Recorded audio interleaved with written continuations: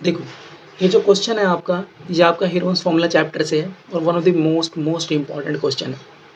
अच्छा, आप लोग मुझे एक बात बताओ, जब भी कभी आप फ्लाईओवर के ऊपर ट्रैवल करते हो, तो आपने देखा होगा कि फ्लाईओवर की जो वॉल होती है, फ्लाईओवर की जो दीवार होती है, उस पे क्या करते हैं, उस पे आपने देखा होगा बहुत तरह की कंपनीज़ के एडवर्टाइज़मेंट बने होते हैं, प्रचार, देखा है ना आपने?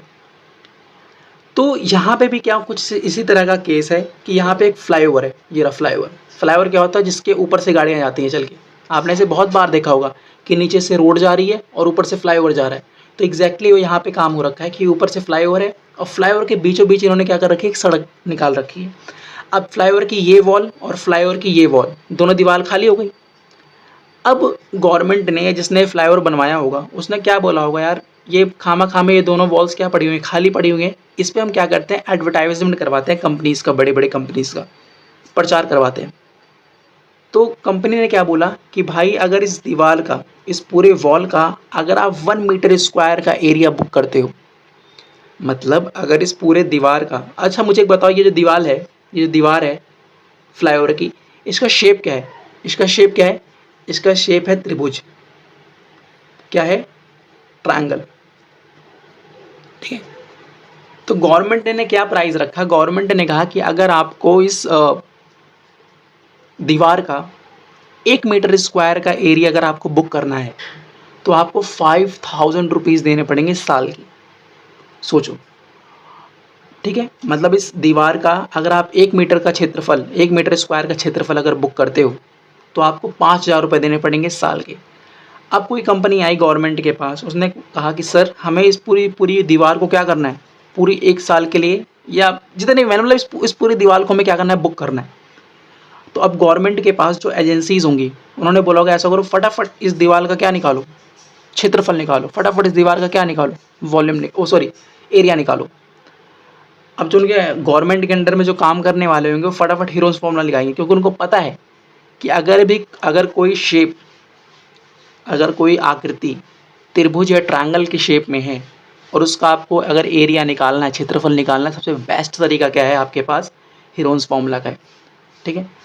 अब वो क्या करेंगे, फटाफट हीरोन्स फॉर्मूला से क्या करेंगे, इस ट्रायंगल, इस त्रिभुजाकार आकृति का क्या निकालेंगे, क्षेत्रफल निकालेंगे। सबसे पहले हम निकाल लेते हैं एस। एस हमारे पास क्या होता है, एस हमारे पास होता है सेमी पेरीमीटर, सेमी पेरीमीटर, जिसको आप हिंदी में क्या कहते हो,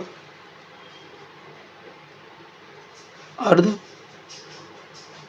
परिमाप।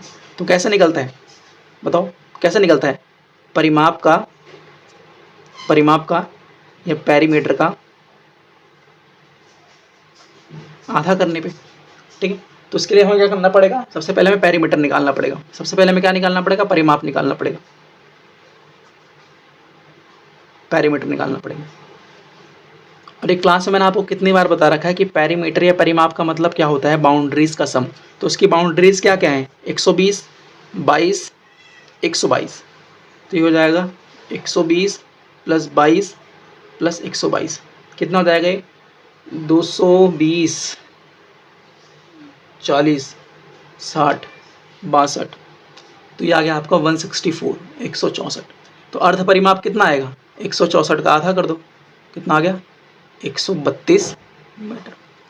तो हमारे पास क्या आ गया, हमारे पास एस आ गया, देखो एस आ गया ना 132, हमने परिमाप का आधा कर दिया अर्ध परिमाप निकालने के लिए। अब हमारे पास ए बी सी, और मैंने आपको क्लास में कितनी बार बता रखा है कि ए बी सी हमारे क्या होते हैं, त्रिभुज की भुजाएं होती हैं, ट्रायंगल की साइड्स होती है ना। तो आप इसमें से किसी को भी ए बी सी मान सकते हो। तो मैं इसको ए मान ले रहा हूँ, इसको बी मान ले रहा हूँ, इसको सी मान ले रहा हूँ ना। तो हमारे पास ए हो गया 120 मीटर, बी हो गया 22 मीटर, एंड सी हो गया हमारे पास 122 मीटर। अब हीरोन्स फॉर्मूला लगाते हैं एरिया फाइंड करने के लिए, एरिया ऑफ वॉल, या उस दीवार का, इस दीवार का क्या, क्षेत्रफल, दीवार का क्षेत्रफल।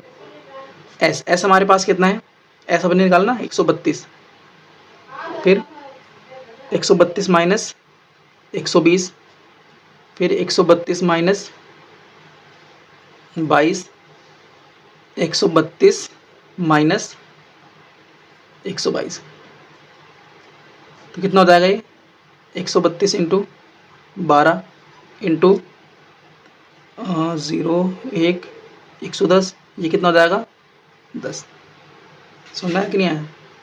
100 अब 132 का फैक्टराइज करो आप। देखिए हम यहाँ पहुँच गए ना, हमारा एरिया कितना आ रहा है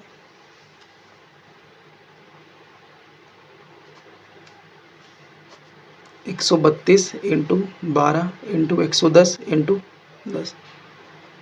अब 32 का आप वो निकालिए, 132 का 2 6 6 2 33 3 11 11 1, तो आ गया 2 इंटू 2 इंटू 3 इंटू 11।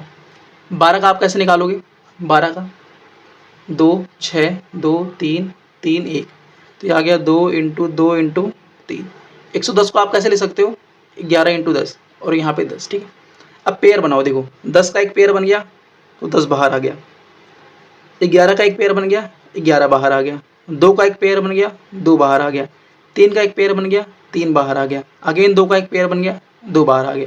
कितना हो गया 6 2 12, 120।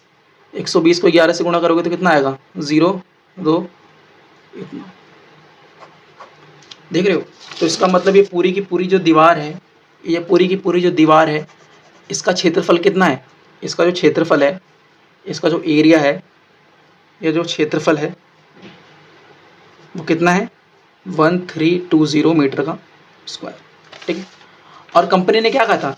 कंपनी ने कहा था कि अगर आप 1 मीटर का स्क्वायर लेते हो, 1 मीटर स्क्वायर या एरिया अगर बुक करते हो तो आपको कितना रुपए देना पड़ेगा? 5000 रुपये साल के। अगर आप 1 मीटर स्क्वायर क्षेत्रफल बुक करते हो तो आपको 5000 रुपये देना पड़ेगा, ठीक है। अब उस पूरी दीवार का क्षेत्रफल कितना है बताओ? पूरी दीवार का क्षेत्रफल कितना है? पूरी दीवार का क्षेत्रफल है इतना, तो अगर 1 मीटर स्क्वायर का खर्चा इतना है साल भर के लिए, तो 1320 मीटर स्क्वायर एरिया कॉस्ट ना कितना हो जाएगा? 5000 गुणा इतना, तो ये कितना हो जाएगा?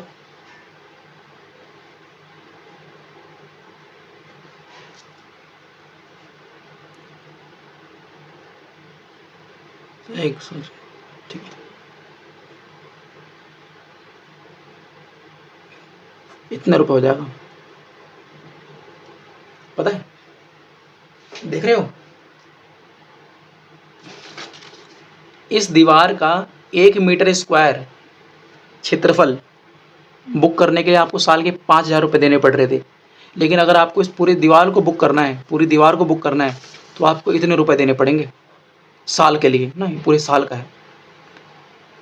लेकिन कंपनी को सिर्फ 3 महीने के लिए बुक करना है, लेकिन कंपनी को पूरी साल के लिए बुक नहीं करना, सिर्फ 3 महीने के लिए बुक करना है। तो आप क्या करोगे? ये तो पूरे 12 महीने का है, ये तो पूरे 12 मंथ का है भाई, ये तो पूरा 12 महीने का है ना, 12 महीने का, क्योंकि साल में तो पूरे 12 महीने होते हैं, तो ये पूरे 12 महीने का आपको देना पड़ेगा। अगर आप पूरी साल के लिए बुक करवाते हो तो आपको इतने रुपए देने पड़ेंगे।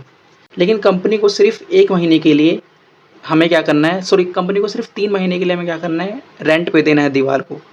तो हमें पूरी साल का उसको खर्चा नहीं बताना, हमें सिर्फ 3 महीने का खर्चा बताना है। तो पूरे साल का खर्च कितना है? पूरे साल का खर्च, पूरे साल का जो खर्च है वो है 6 1 2 3 4 5, इतने रुपीस पूरे साल का है, मतलब 12 मंथ का है, 12 मंथ का खर्चा इतना है। तो पहले मैं क्या करूँगा, 1 मंथ का खर्चा निकालूंगा। तो 1 महीने का खर्चा, तो आप लोग बताइए अगर 12 महीने का खर्चा ये है तो 1 महीने का खर्चा निकालने के लिए हम क्या करेंगे, इसको 12 से भाग दे देंगे।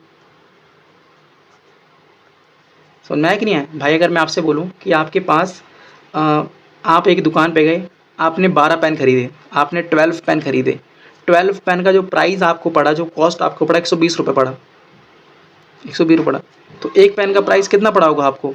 तो आपने क्या किया, 120 को 12 से डिवाइड कर दिया होगा, 10 रुपये आ गया। तो इसी तरह से अगर 12 महीने का खर्च इतना रुपये है तो 1 महीने का खर्च कितना आएगा? 1 महीने का खर्च कितना आएगा? 12 से मैंने भाग दे दिया, तो अभी कितना आएगा? 12 पंचे 60, 6, 12 पंच 60, 1 2 3 4, इतना रुपये आ गया।